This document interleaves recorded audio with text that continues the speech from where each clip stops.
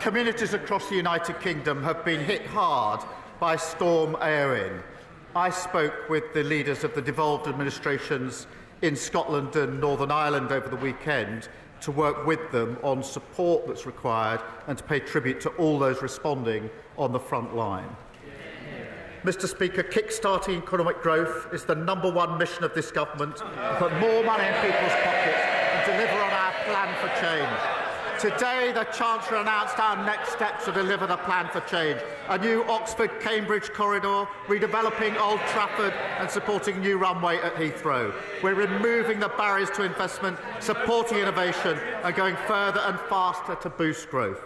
Mr. Speaker, this morning I had meetings with ministerial colleagues and others. In addition to my duties in this House, I shall have further such meetings later today. Mr. Speaker, this April the state pension will increase by £470 and over the course of this Parliament by up to £1,900, benefiting millions of pensioners. Does the Prime Minister agree that means testing the state pension would do severe harm? And will he confirm that this government will always protect the state pension and the triple lock? Let me be absolutely clear, Mr. Speaker. There will be no means testings of the state pension under this Labour government. We're committed both to the triple lock and to the principle that people should receive pension based on their contribution, regardless of their wealth. And he's right to say 12 million pensioners receiving £470 increase in April. And when people like the Leader of the Opposition say they want means testing, that means a cut. The difference is they'd cut pensions, we're increasing them. Leader of the Opposition, Kemi Badenoch.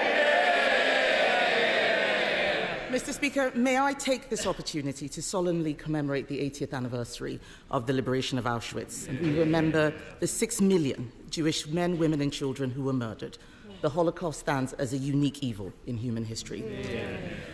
Mr. Speaker, yesterday the Prime Minister set his growth test. He said, if a policy is good for growth, the answer is yes. If it's not, the answer is no. This morning, the Chancellor embraced a series of Conservative policies. Although many are welcomed, they will take years to deliver.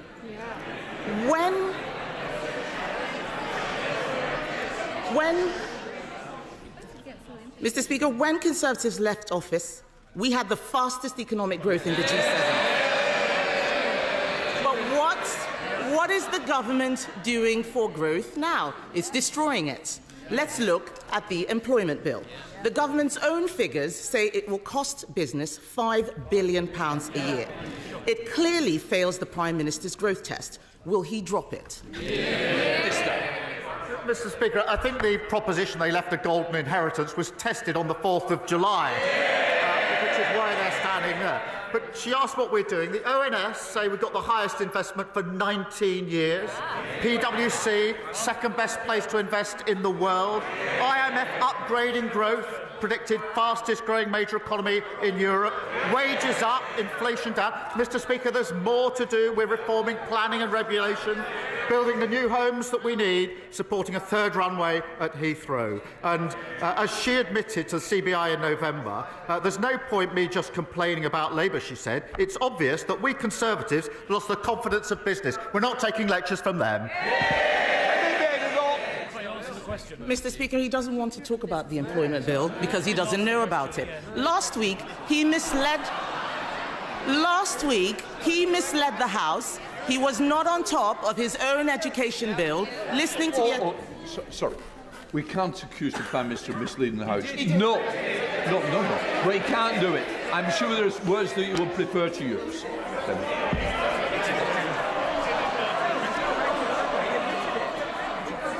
Mr. Speaker, last week he claimed to have laid down an amendment that he had not made. He doesn't know what is going on in here or out there. Last week, I spoke to a woman running a business in Exeter. She is terrified of taking on new staff. She is struggling to keep her head above water, dreading what this government will do next. She's not alone. The Federation of Small Businesses says 92% of small employers are concerned about the employment bill. Clauses 1 through 6 make it harder for business to hire new employees, often young people looking for their first job. This isn't an employment bill, it's an unemployment bill. Given these clauses, will he drop his bill and show that he is not anti-growth? Mr. Speaker, we believe in giving people proper dignity and protection at work. That's why we're proud of our record supporting workers. They consistently vote against any protection for working people. And her consistent refrain is that there should be less. But, Mr. Speaker, we are driving growth on behalf of working people. Good work rights are consistent with growth. Every good business knows that. And on top of the planning reform, the building of the houses, supporting aviation, the Chancellor this morning spoke of the Oxford-Cambridge growth corridor, redeveloping Old Trafford, manufacturing at East Midlands Airport. We want to grow the economy. The only policy she's got is to shrink pensions. Mr. Speaker, all his ideas are the ones that we thought of. He needs to make sure that we deliver for growth now as well as the future. To grow our economy, we must get more people off sickness and welfare and into work. Clauses 8 and 9 of the unemployment bill take us in the opposite direction by increasing entitlements. His government itself estimates that these changes will increase business costs from £600 million to £1 billion a year in sick pay. That will mean higher prices, fewer jobs, less growth. Will he drop these measures from the bill? No, Mr. Speaker, I think they're good for workers and good for growth. This is the same argument they made against the minimum wage and every protection for workers. And she says they're their ideas. Mr. Speaker, she says she's in support of a third runway at Heathrow. Her Shadow Transport Secretary says that it would be calamitous. The Shadow Business Secretary is busy writing letters opposing airport expansion in his own backyard.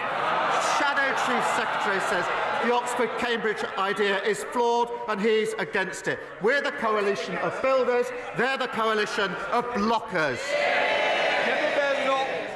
Mr. Speaker, he forgets his own Chancellor blocked an airport in her constituency.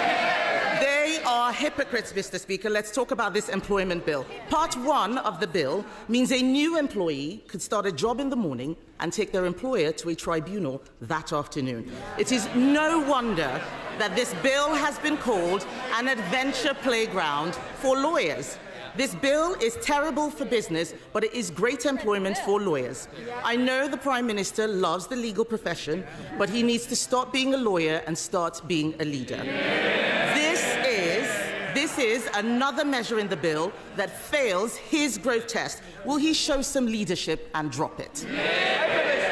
Mr. Speaker, I understand she likes straight talking. She's talking absolute nonsense. She knows, and anybody who understands anything about the bill or any employment law will know you can't start in the morning and go to the tribunal in the afternoon. Now, Mr. Speaker, we know she's not a lawyer. She's clearly not a leader. If she keeps on like this, she is going to be the next lettuce. Mr. Speaker, he does not know what his bill is doing. He should listen to business who are terrified of this bill. The only workers he cares about are lawyers, but it is not just lawyers benefiting from this bill. Who else benefits? It's not taxpayers. They will be paying for even more welfare. It's not young workers. They won't get their first break. It's definitely not businesses. They are being hammered with yet more burdens. Who benefits, Mr. Speaker?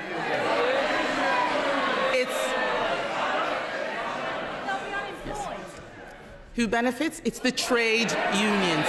It's the trade unions.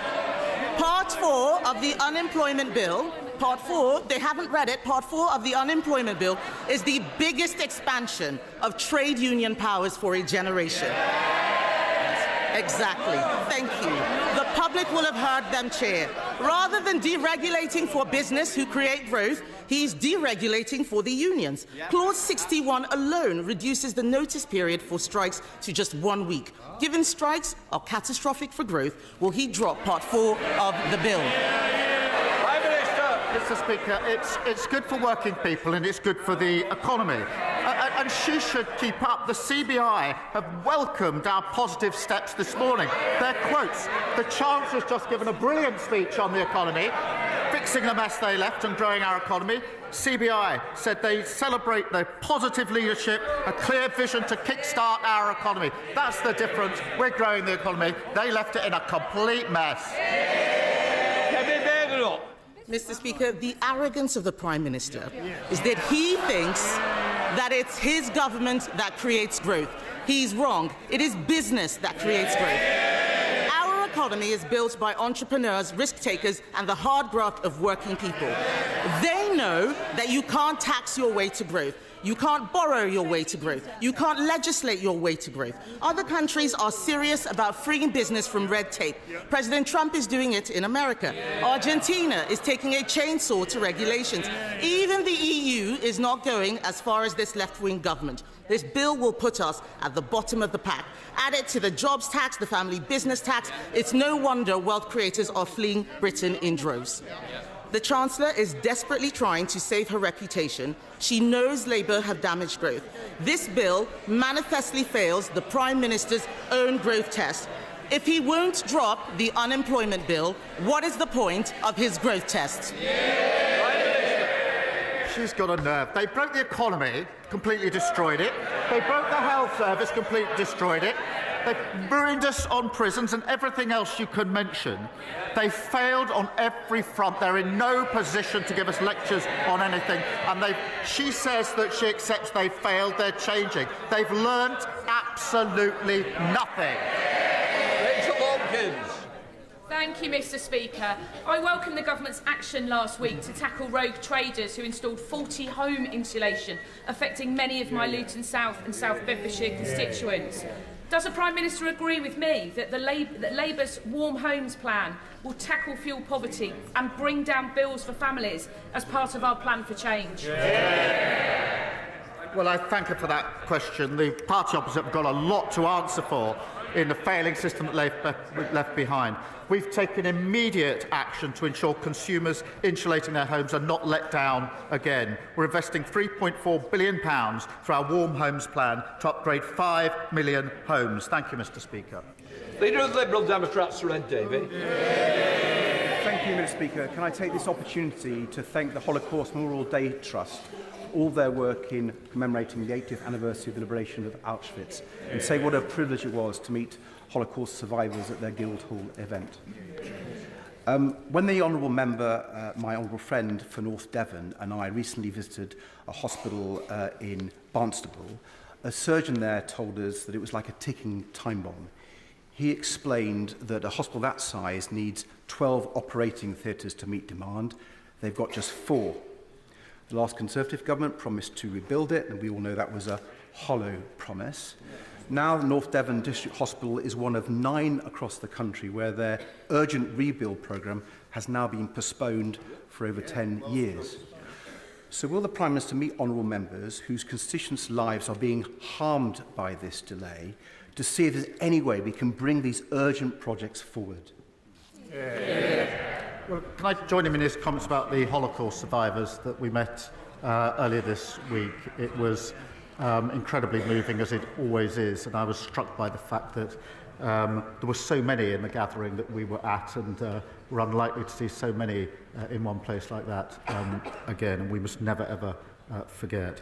On the question of hospitals, look, I think people across the country are right to feel angry and betrayed and frustrated at the last government's non-plan on hospitals. It was unachievable, it was unfunded, it was empty promises. Under them, these hospitals would never have been built. Our funded plan, backed by the investment we've put in, will deliver them. We will take such steps as we can on hubs, etc., to advance quickly on waiting lists and operations, as he knows, and I'm more than happy to talk or to make sure that all constituents and members can meet relevant ministers. David. Mr. Speaker, last week the Prime Minister told me that it was going to take 3 years before social care reforms could be implemented. Now he's saying that urgent hospital rebuilds are going to take more than a decade. My honourable friends and I will keep coming back to this issue. If I can turn to economic growth, the Chancellor has now admitted that we need to go further and faster in the pursuit of economic growth, and we agree. But the Prime Minister knows we believe that means setting aside his objections to a UK-EU customs union so our country can go further and faster in rebuilding our trading relationships with our European neighbours, especially with the threat to world trade posed by Trump's tariffs and Trump's trade wars. But if he won't change his mind today on a customs union, when he goes to Brussels on Monday, will he confirm to the House that he will open negotiations for the UK to join the Pan-Euro-Mediterranean Convention so we can start removing the growth-damaging trade barriers set up by the Conservatives? Our number one mission is growth. That's why we've set out all the initiatives over the last 7 months, particularly the ones this morning. He knows, in relation to the reset with the EU, which we're determined to achieve, that we have clear red lines when it comes to the single market and the customs union. So he knows where we stand on that. Debbie Abraham. Thank you, Mr. Speaker. Today's Joseph Rowntree Foundation report on UK poverty not only highlights who is most likely to be poor, but also the scale and increase in deep and enduring poverty. I was encouraged by the Prime Minister's response to me before Christmas at the Liaison Committee, where he explained and acknowledged that disabled people experience poverty because of their extra costs, and that while over 2 million disabled people can and want to work, many others cannot and should receive adequate support. Many vulnerable claimants are worried following speculation that the £3 billion of savings to be found in the social security budget may impact on their disability benefits. Will my right honourable friend agree with me that language matters and that their concerns must be heard? Well, I thank you for raising this, and I know it's an issue that she's deeply concerned about and campaigns on. The rise in poverty, Mr. Speaker, caused by the mismanagement of the economy by the party opposite is unacceptable. Our approach to social security will ensure that work is accessible to as many people as possible as a route out of poverty. Mr. Speaker, that includes the new Connect to Work programme, expected to help 100,000 disabled people find and stay in work. Gavin Robinson.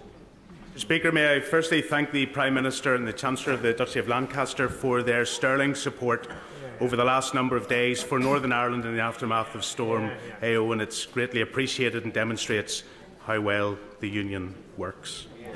Mr. Speaker, on the 15th of August 1998, the fragility of peace in Northern Ireland was shattered when the real IRA detonated a bomb in Omagh town.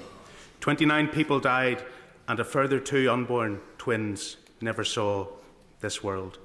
Through the dignity and the stoic campaigning of Michael Gallagher, whose son Aidan died, a public inquiry was secured through the courts, who recommended in 2021 that the Irish government should similarly hold an inquiry to understand what could have been prevented, given the cross-border nature of this atrocity. The bomb was prepared in the Irish Republic and transported from the Irish Republic. Will he use his good offices to ensure that truth is delivered and justice arrives for the families of those who so needlessly lost their lives from Irish Republican terrorism? First, on the question of the storm, can I assure him that we will continue to work with the leaders in Northern Ireland to ensure that we deal with what was really devastating in Northern Ireland for very many people still without power and all the associated problems that are associated with that. In relation to the Omagh bombing inquiry, I thank him for raising this. It was a heinous and cowardly terrorist attack, and it shocked the world.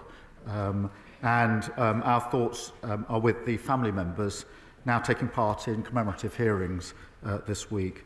I do welcome the Irish Government's commitment to cooperate with the inquiry. The Secretary of State for Northern Ireland has raised with the Irish Government the importance of working together on addressing these and all legacy issues, and I'm grateful for him for raising this very serious and important issue. Jack Abbott. Mr. Speaker, the Ipswich Northern Bypass is a project of local, regional and national importance, one on which the future of our town and county hinges. But this critical project has been gathering dust for years, repeatedly blocked by people who refuse to act in our long-term interests. The Prime Minister has set out how our government will back the builders over the blockers. Will he now back the builders in my town and make this a project of national significance through our plan for change? Well, he's been relentless in seeking to boost growth and investment in Ipswich and Suffolk, and the gridlock his constituents face underlines the failure of the party opposite to deal with this when they had the chance to do so. Mr. Speaker, we will fast-track decisions on at least 150 major economic infrastructure projects to kick-start growth, and I will make sure he gets a meeting with the relevant minister to discuss the issues of concern to him. In room. Thank you, Mr. Speaker. As my right honourable friend said earlier, last week North Devon District Hospital got the devastating news that investment would be delayed 10 years beyond 2035. In the 5 years since the last government's empty promises, our hospital's maintenance backlog has grown to over £40 million. Given that £200 million has reportedly been spent just on consultancy fees for the new hospital programme, what funding for extra maintenance will be available for those hospitals that now face another decade of waiting? I thank him for raising this, and his constituents will be angry and frustrated at the empty, unfunded promises left by the Conservatives. Let's be clear, under their non-plan, North Devon District Hospital would simply not have been delivered. It's not been delayed, it was never going to be delivered, and they know it, he knows it, his constituents know it. We have put in place a funded, deliverable plan that will see the hospital built, and will work closely with the Trust to accelerate work. And the party opposite really owe his constituents an apology. Deirdre Cosson. Thank you, Mr. Speaker. Children in Ealing Southall will be sleeping on sofas and on living room floors tonight due to 14 years of failure from the Conservatives. Ealing Council has joined over 100 councils trying to remove the barriers to give these kids a decent home to live in. Something the party opposite don't seem to care about. As part of the government's plan for change, will the Prime Minister look at the 5 solutions put forward by these councils so we can secure the future of council housing for those children sleeping on the floor tonight? Well, she's right to raise this very serious issue. We are committed to working with every council to deliver the biggest increase in social and affordable housing in a generation.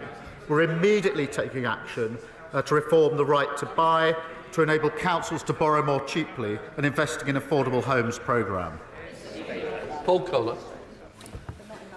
Thank you, Mr. Speaker. I entered politics, active politics, after an attack in my home was misused by others to promote their anti-EU, anti-immigrant agenda. My life was saved by 2 brave police officers from Wimbledon Police Station.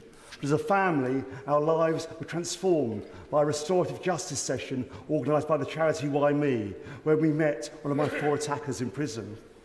Will the Prime Minister meet with me to discuss how his government can give restorative justice greater emphasis and put victims at the centre of the criminal justice system, reduce recidivism and cut crime and costs? Can I send my sympathy for what the honourable member experienced? It must have had a profound impact on him and, of course, on his family.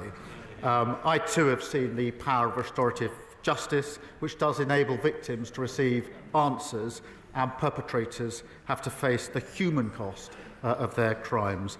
Under the Victims Code, all adult victims must be told about restorative justice and how to access it. We can always do more, and I'll ensure that he gets the meeting that he wants with the relevant minister. Charters. Thank you, Mr. Speaker.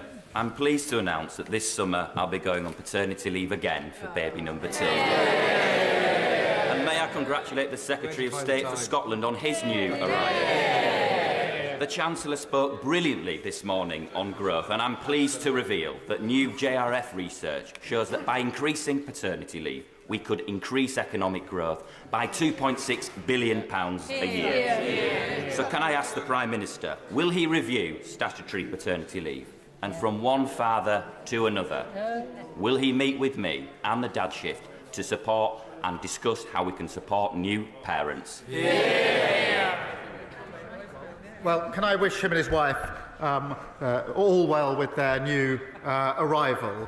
We are conducting a review into parental leave because you can't grow the economy if parents have to choose between work and their children. And thanks to the Employment Rights Bill, which they oppose opposite, 30,000 more fathers will get paternity leave. And that's the difference, Mr Speaker. The Leader of the Opposition wants to roll back parental rights. We're extending them. Duffield. Thank you, Mr Speaker.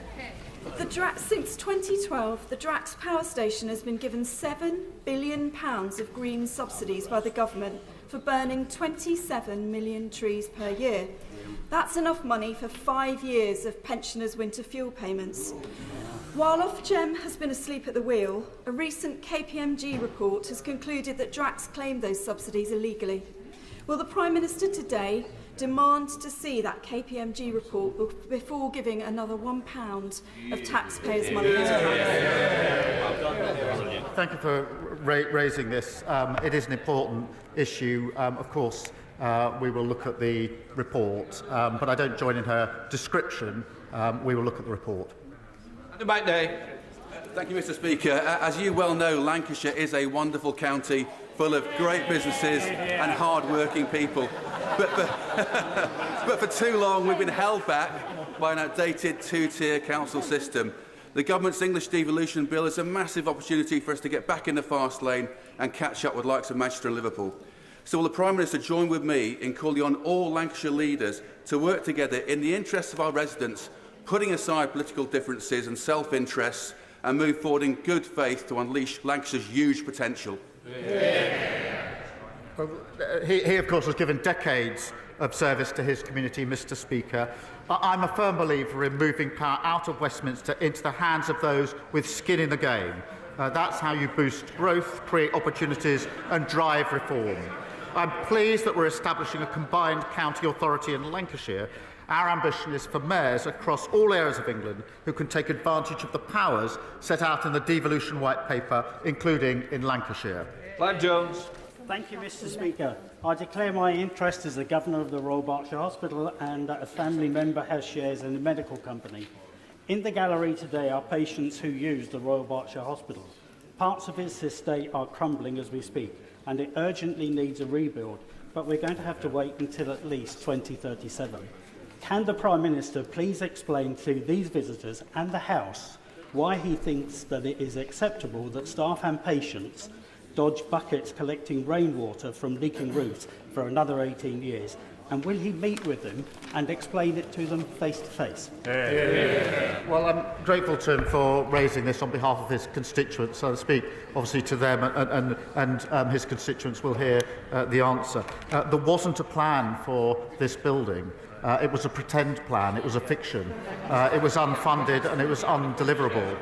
It only existed in the head of Boris Johnson. And they're the frustration for his constituents, and I really understand it. They thought, because they were promised, that they were going to get something which the party opposite knew was never going to be delivered. That is absolutely unforgivable. We will pick that up. We've put in place a funded scheme to build as quickly as we can, but it's got to be funded, it's got to be deliverable. That's the difference between the approach that we're taking and the approach that they took. And of course I'll make sure a relevant minister meets with him and his constituents in order to explain that more fully to them. Thank you, Mr Speaker. In China, DeepSeek has developed an AI model almost as good as the most advanced technology from OpenAI. In the US, they're investing up to $500 billion in building out data centres. Now, to build data centres, you need two things: lots of energy and ideally cold weather. Fortunately, Scotland has both of those in abundance. So will the Prime Minister back Glasgow being an AI growth zone to help bring investment and solidify the UK's place as the third largest AI market on earth? Well, I thank my honourable friend. What a contrast, the SNP, a strong Labour voice championing economic growth in Scotland. The AI developments this week show why we're right to put artificial intelligence at the heart of our plan for change. We've already secured £39 billion of AI investment, which will create 13,000 jobs across the UK. I agree with him that Scotland has real potential for AI growth zones. I'll make sure that he gets to meet with the relevant minister to discuss. John Milne. Thank you, Mr Speaker. In my constituency of Horsham, my local council faces a £500,000 tax bill from the rise in national insurance, and my local hospice, St Catherine's, has had to mothball a brand new ward. What message does the Prime Minister have for all the public services that are outright losers at the hands of the very tax that's supposed to save them? Well, I'm grateful for him for raising this, as he knows the settlement to local councils was an increase this year, so they have more money to deal with the problems they face. They were underfunded, broken by the last government. We've now put that support and that funding in place. That's the right thing to do. Thank you very much, Mr. Speaker. It was such great news when the government decided that it was right to pay compensation to the LGBT veterans who'd unfairly lost their jobs. But unfortunately, they're not alone. There are others who've been prepared to lay down their lives on behalf of the country who have also been treated disgracefully. I include in that list my constituent who was sacked from MI6 simply for being gay. Would my right honourable friend please commit to righting that wrong and for meeting my constituent? Well, I'm grateful to her raising this really important issue. All those who serve our country deserve our fullest respect and gratitude. Mr. Speaker, that's why we're righting the historic wrongs inflicted on LGBT veterans, already significantly increasing compensation available and enabling them to get their ranks restored. I know the issue she's raised is a real issue to the Foreign Secretary. He's looking at it, and I'll make sure she gets to talk to him about it, but we do need to deal with this historic injustice. She's right about that. Jim Allister. Thank you. Given the strategic commitment to Irish unity in the programme for government of the new government in Dublin, can I ask the Prime Minister whether he and his government have a strategic and economic interest in retaining Northern Ireland within the United Kingdom?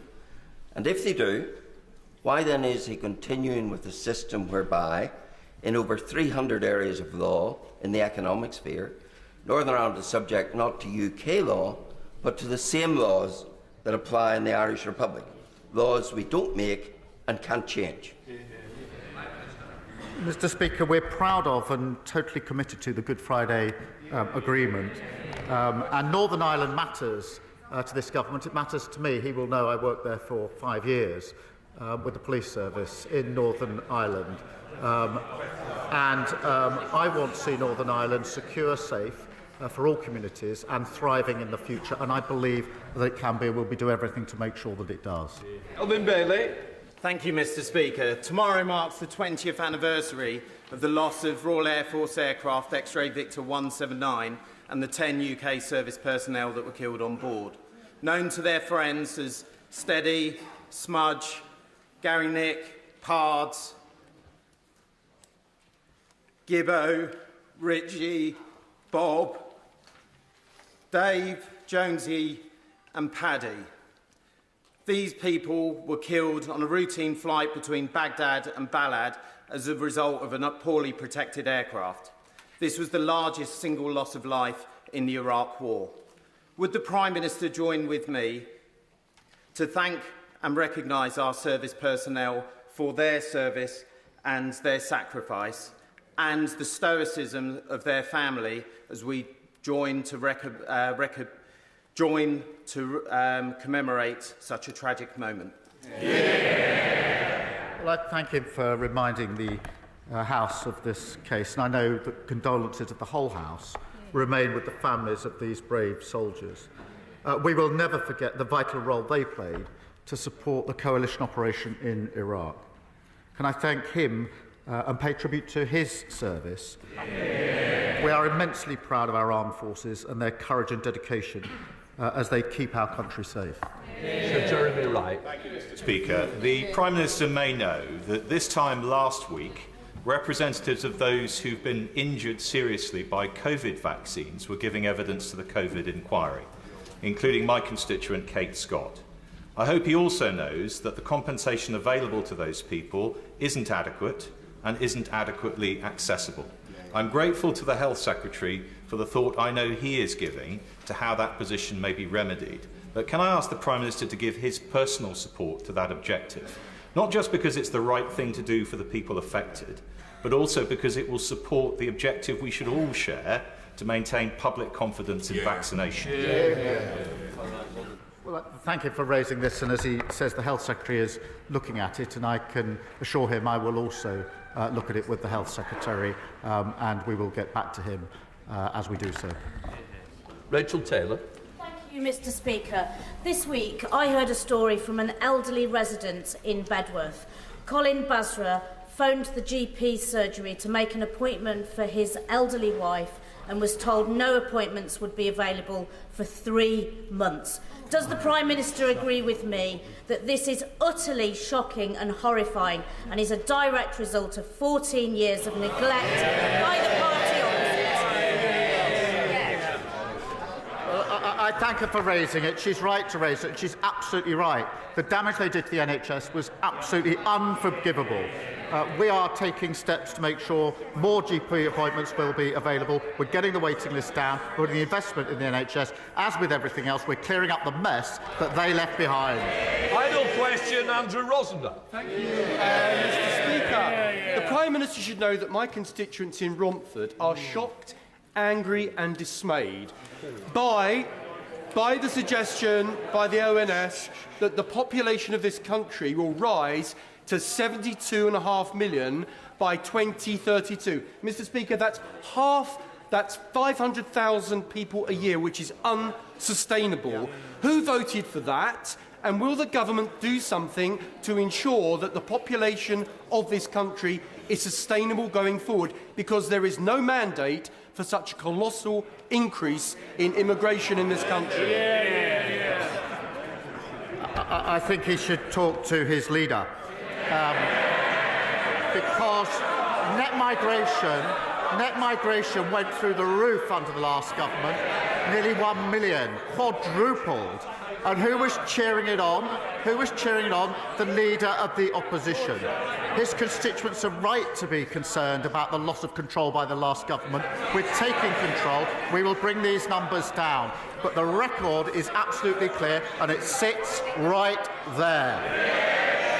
That completes Prime Minister's questions. We'll let the front bench change over.